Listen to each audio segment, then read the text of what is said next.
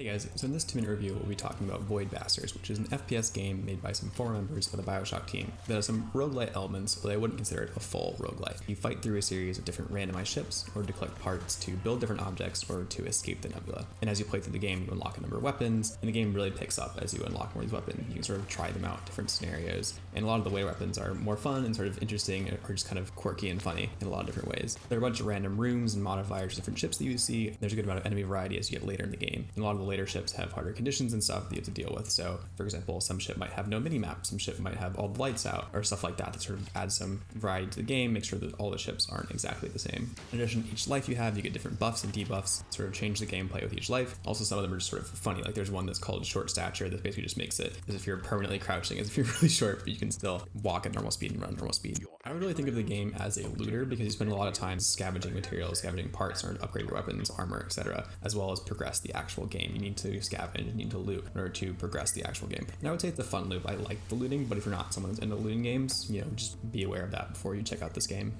The story in this game isn't really that complex. It's sort of pretty straightforward, but it's definitely funny in sort of an absurd way. It sort of has that humor similar to Portal, similar perhaps to Borderlands, although I would say it's a little less crude than the Borderlands humor. There's also some challenges, and there's a new game plus that sort of adds some replayability to people that are looking for those things. But as I mentioned earlier, I wouldn't consider it a roguelite, even though it has a lot of roguelite elements. So it has the randomization of ships, it has the permadeath element of roguelites, but the permadeath doesn't really matter in a lot of sense. Like, yes, you die, you lose your character, you lose some ammo, etc., etc. You have to get a different character that has different buffs, different debuffs, but you carry over all the items, you carry over all the materials, so it doesn't really feel like dying is that meaningful. It does sort of force you to try different weapons because you start out with different ammo only for certain weapons, so maybe you haven't used the spiker before and now you only have ammo for the spiker, so you have to use it. Or maybe you haven't used the toaster before and now you only have ammo for the toaster, so you have to use that weapon. So it kind of forces variety of play in that way, but doesn't really feel like it matters that much if you die. And similarly, there's just a lot of progression between deaths, which is sort of the same reasons. It doesn't really matter that much if you die. I would say the closest case progression and death-wise might be Darkest Dungeon, example of a roguelite, though obviously it's very different mechanically in terms of the actual gameplay, and it's a turn-based RPG, but in terms of the progression in Darkest Dungeon, I think the deaths matter a lot more. You need to re-level your characters, you need to re-gear them if your heroes die, so that takes some time. Where I feel like in Void Bastards, you're back to where you were pretty quickly.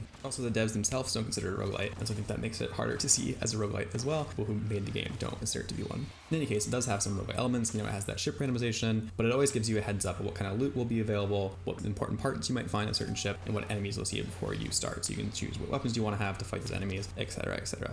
So as for my verdict, I would say overall it's a really fun game. I got it in the Australia Fire donation bundle a while ago on Humble, and I've had a lot of fun playing through it. It's definitely a game that keeps bringing me back to play it, but it's not really a game that I would binge all in one sitting. It definitely picks up a lot more as the game goes on, as you get more weapons, the ships get more complex, as you have more enemy variety, and I'll probably come back and play it again at some point with a new game plus or doing some of the challenges, which is, more than I can say for most of the games that I play. So overall, I'm not sure that I'd buy it at full price, but I would definitely check it out, definitely worth picking up on sale, or as it gets cheaper in the future, because it's a really fun game. That's my review of Void Bastards, so thanks for watching this video. Feel free to subscribe if you want to see more content from me. Please like this video if you like this video, and I'll link some more playlists that I have to some other 2-minute reviews that I did, and I'll link some longer roguelite reviews that I did as well in the description below.